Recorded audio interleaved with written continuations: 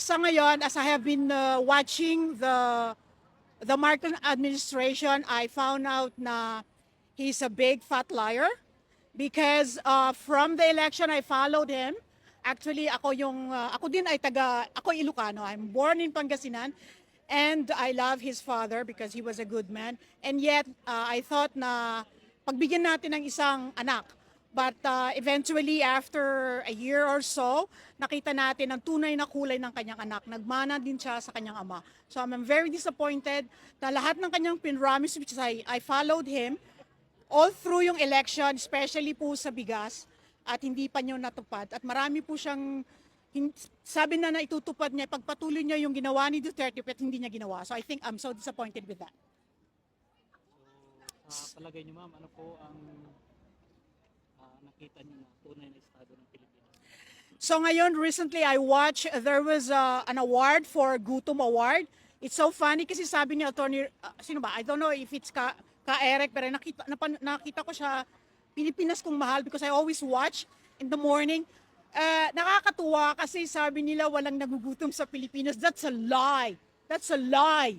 Maraming nagugutom sa Pilipinas.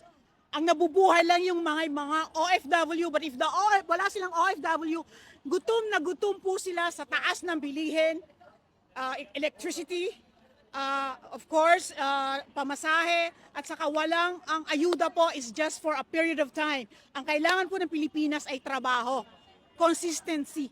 Yan ang sabi ni Attorney Vic. Ayuda is just for a certain period of time. But the rest, I think he failed from his government. For me, Marcos, you should leave the office. So sa palagay mo ma'am, sa loob ng 2 taon na nakalipas, ano po ang nagawa ng Marcos administration? Sa tingin ko, honestly speaking, he's a corrupt man.